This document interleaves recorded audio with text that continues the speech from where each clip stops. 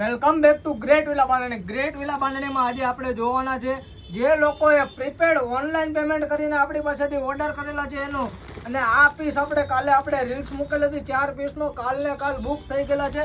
આ બધાના કુરિયર આજે પેકિંગ થવાના, લાઈવ પેકિંગ થવાના છે. આજે બધાના કુરિયર નીકળી જવાના છે, જેથી કરીને અમારા પર તમે 110% ટ્રસ્ટ રાખીને ગ્રેટ વિલા બાંધણીમાં તમે ઓર્ડર તમારો કરી શકો છો.